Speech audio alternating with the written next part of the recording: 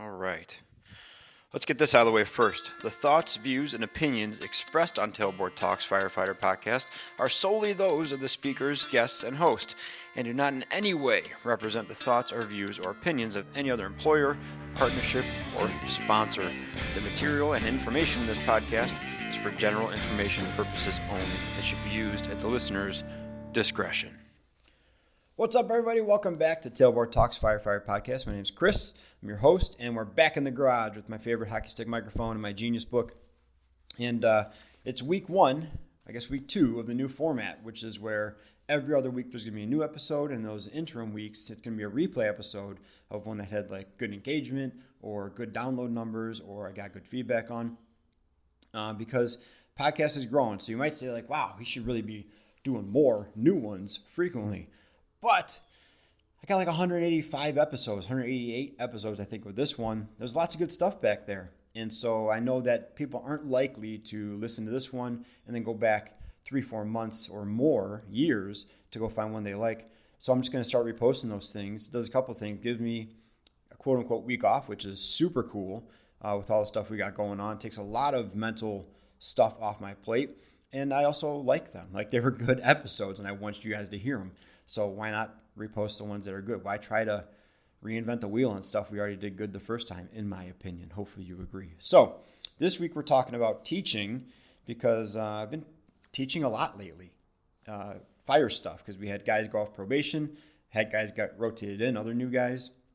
And I've seen some things that have helped and hurt and been good and bad with teaching, specifically skills and stuff like that. So we're going to go over just a few 3 tips and tricks for teaching so you get the most out of your sessions. Before that, go check out Rescue 1 CBD, 0.000 THC, safe for the job. If you go on the website, 4thshiftfirefighter.com, it's number 4thshiftfirefighter.com. There's a discount code. You'll also find, big announcement, there's 4 downloadable, free downloadable PDFs on there. There's the Daily Dose, the 14-ish, the Firefighter Wellness Ladder, and also a Strength Builder template for workouts. They're free. Go download them, print them out, post them anywhere in your kitchen, at work, the bunk room, the locker room, the gym, all that stuff. Get it out there. I hope it works for you guys and you like it. And we'll be making more of those in the future for sure, because that was a good thing to create, and I hope you guys like them. Okay, we're going to get on this tips and tricks thing because we're hiring a ton of people. I think we're going to hire 8 next year alone. We've already put 6 or 7 through this year. So we got a lot of new people, a lot of medic students, a lot of teaching opportunities. And my new guy is getting off probation today, which is awesome. He has last shift on probation yesterday. So his badge ceremony is tomorrow. It's going to be awesome. But we had a lot of teaching to do, a lot of skill building, a lot of mentoring. So I just want to give you a couple things that I've noticed that worked well and didn't work so great. To get people up to snuff, up to par, getting skills done that you know you're going to need on the fire ground in a good, productive way. And the first one is, and maybe the most difficult one is, to be patient as the teacher. And be patient as a student as well. But this is going to be kind of towards the teacher. Be patient. Think small, teach small, be patient, and be ready and willing to accept pretty good. Pretty good is good. Okay, if you guys have worked with, the first thing that comes to mind is like drywall or painting or something, and you're like, that looks pretty good. I'm pretty happy with that, but I think I'm just going to smooth out this one last stroke, and then you just do one more swipe of the knife on the drywall, and just the whole house of cards comes falling down. And you're like, crap, I got to start all over again now because now there's bubbles in it, or that's not what I wanted, or I created a seam over here. Leave it as pretty good for the day. And then the next day you come back, iron out the stuff that could be better, right?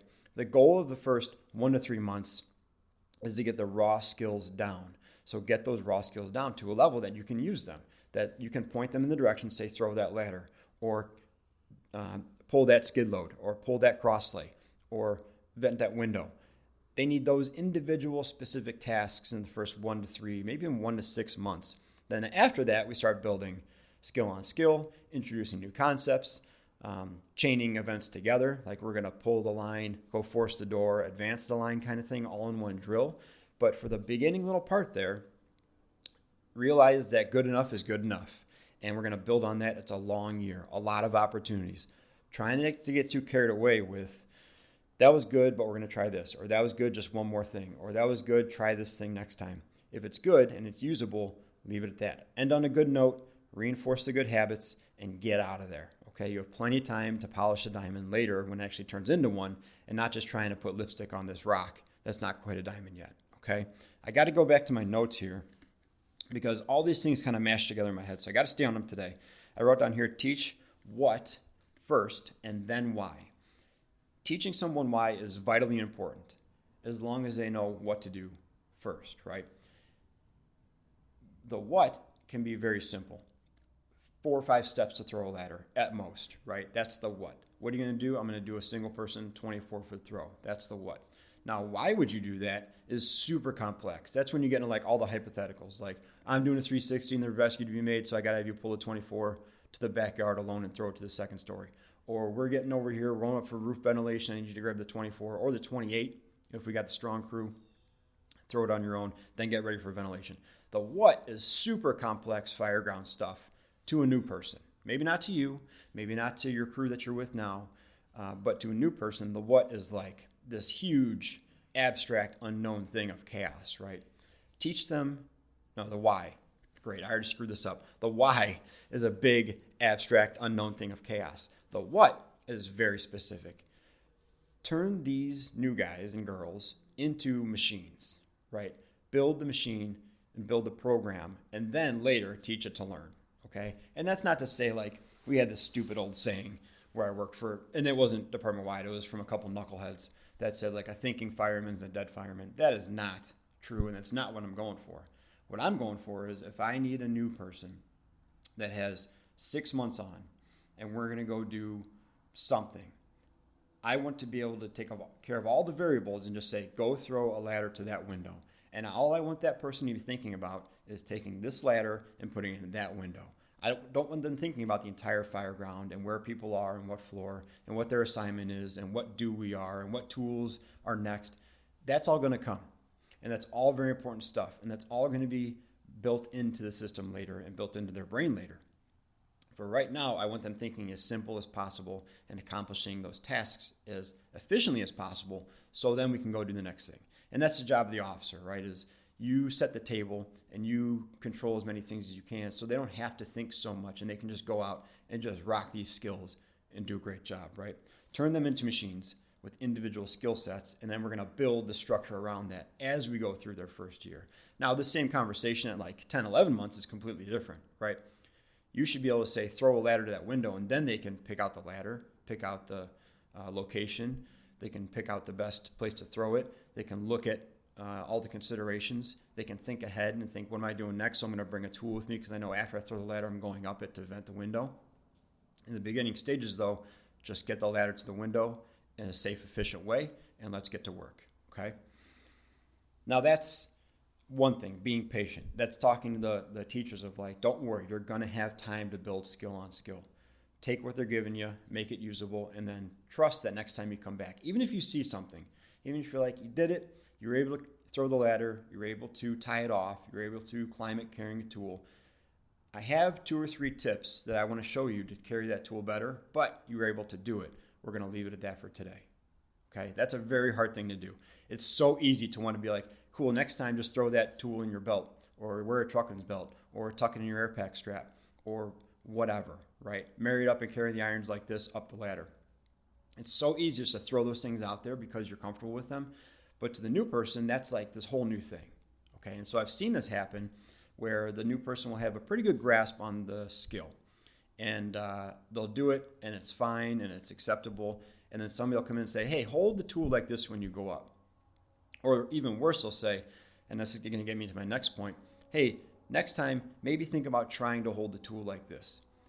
A new person probably isn't going to say, that's a good tip, but I really like doing it like this. A new person is going to say, next time I climb the ladder, I have to hold the tool like that because that guy told me I should think about trying to do it. So it's basically an order. So now I'm going to shoehorn that skill into my existing skill.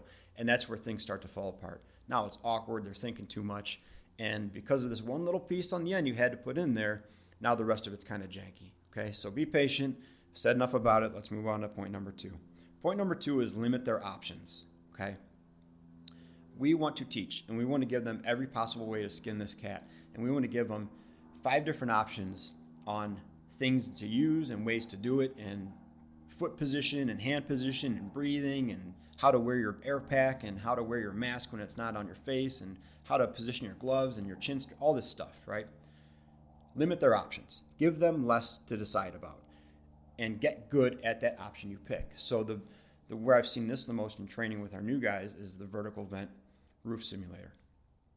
In the beginning, when we go out to that thing for the first time, I am going to bring 3 or 4 different hand tools: a flathead 6, a flathead 8, pick 8, and a sledge. I'm going to bring those things. Okay, I'm going to say we're going to spend some time figuring out which one of these you like the most. Once we find out which tool they like the most, that's the tool. We're not going to keep bouncing back and forth between the sledge and the pickhead 8. We're not going to keep doing that. I need you to get really good at the sledge. Learn the angle of it, the limitations of it, the reach of it, how you have to position yourself with it, how it's multi-directional, not just linear, all that stuff. Then we're going to figure out, do you like being half kneeling in some spots or standing? Do you like doing a golf swing? Do you like doing this or that? We're going to narrow down all those things, and then that is the way you do this thing until we get good enough to start looking at improvisation and options, okay? But what we fall into too many times is like, hey, if you get tired with a sledge, move over to the 8-pound flathead, and that might work better. And they're not really used to that. So now they're trying to learn a new tool while they're tired that has a totally different technique to it. And they say, all right, that's not working. Go back to the sledge. Well, the sledge didn't work the first time. Maybe we just need to get really, really good at a very specific number of things and hammer those down. And then at months 9, 10, 11, 12, okay, now you have a little bit of freedom. You're good with the sledge. You've done it plenty of times. I know you're proficient at it. Start experimenting with that stuff. But you know that if it doesn't work, you can always fall back on the sledge, okay? Limit their options. Get them really good at the way they do it, the way that they best can accomplish it, and just drill that. And that comes back to point number 1, be patient. You might want them to get beyond the sledge and be like, sledge is good, but I need you to use 4 different tools and know how to use 4 different tools. They got 25 to 30 years to learn 4 different tools, okay? In their first year, and when they're learning skills, they need one way to do stuff that works for them, and they need to hammer that one way, no pun intended. Now, within that skill, okay, and I touched a little bit on this just a second ago, and this is actually the last point, so we're looking at a quick episode today. I love them. Let's keep these things quick and moving and usable stuff for you guys. Within that skill, give them the freedom to make that work for them. So I just said, with vertical vent, I'm going to let them pick their tool they like the best and then figure out their foot position, their body position, all that, and the freedom of it. This also comes up in hose handling, okay? I just worked the other day with a guy who is extremely comfortable with handling a hose line by himself. He has spent a ton of time going to all the different workshops, nozzle forward, all the different single person stuff. He can build loops. He can crouch down in these really compact positions. He can advance it 3 or 4 different ways alone very effectively. Stuff I've never seen before, stuff I probably won't try because I looked at him like, well, you're so skilled at this. I'm just going to stick with my bread and butter. I know. He was working with one of our new guys, and the new guy was trying to get into this position that the skilled guy was very good at because he'd been practicing it for years. And it was like a half kneeling, crouching position where you tuck your elbow into your thigh and you're kind of pinching the hose under your armpit and everything's braced and you're building braces and frames with your forearms against your thigh and your thigh against the ground and all this stuff. It was really good, really efficient, really solid. The problem was that the guy who's good at it can get his body into a very specific shape because of his hip mobility and his ankle mobility and his shoulder strength and his spinal mobility. He can get into this very compact ball and build this really good brace around this hose and handle this hose at pressure, which our pressures are high comparatively to the typical department's pressures. He could handle this hose at pressure with no problem by himself. The new guy could not be shaped more differently than that guy. He is taller, he's wider, he's got a bunch more muscle. He does not have the ankle and the hip mobility that guy does, and he doesn't have the raw number of hours operating a hose line that skilled guy does. So with that, we ran into some problems because this big guy, this big new guy, who's well he's very good at handling the hose the way he's been taught, but now he's trying to learn something new, which is great. He's in his 12th month. It's time to start learning that new stuff. He was trying to mimic exactly the foot steps and the foot position, the hand position, the head position of the skilled guy. And he was just getting the crap kicked out of him because he can't physically get into those shapes the way the skilled guy can. So we had to say, like, here's the concepts of this. Here's what we're trying to do. We're trying to build, use your big muscle lat to lock down this thing and build a frame with your tricep against your thigh and put your shin at an angle where the force is being directed down in a diagonal to the ground. So the ground is effectively bracing the hose and not your body weight leverage and your muscles trying to push against the hose. And once we got those foundational theories through to him, then he was able to take his body size and his body mechanics and get close-ish to the form that the skilled guy had, but he was able to do it super effectively with no problem. But if he kept trying to follow exactly where this guy was putting his feet and his hands and his weight, he would just continue to get the crap kicked out of him. So all that to be said, he learned this very specific thing, and we limited to him learning this very specific thing, but inside that very specific thing, he had to make it work for him, okay? This is another lesson to us teaching of, like, maybe when you're doing a single person 24-foot throw, you like to hold on to the rungs. Maybe someone with longer arms can hold on to the beam that's on top. Maybe when you're going to pick up the ladder, the guy with long arms can stand at the very tip of it and lift it up directly in front of them and walk down the length of it till about just past the midway point, and it's on their shoulder. Maybe someone like me with shorter arms can start in the middle and just pick it up hand over hand and put it on your shoulder, right? Maybe someone with less raw strength needs to really pick the pivot point just north or just south of the middle rung and then dip down so the leverage picks it up and you're good. Maybe someone with more strength overall, more muscular strength and endurance, can just walk up halfway and pick the thing up and put it against the building. If you lock, and this is another thing we ran into, we had a really strong guy, natural athlete, super strong.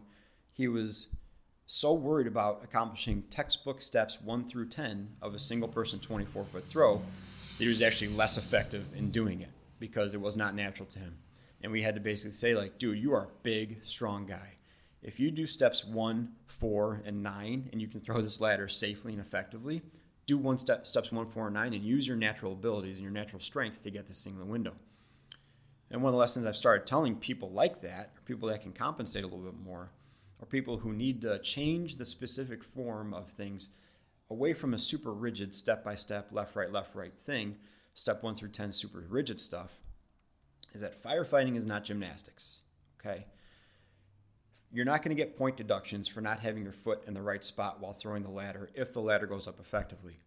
If your foot's in the wrong spot and you can't throw the ladder, or your foot could be in a better spot to make it more efficient or more usable or faster or safer, then you're going to get picked on a little bit to make that better.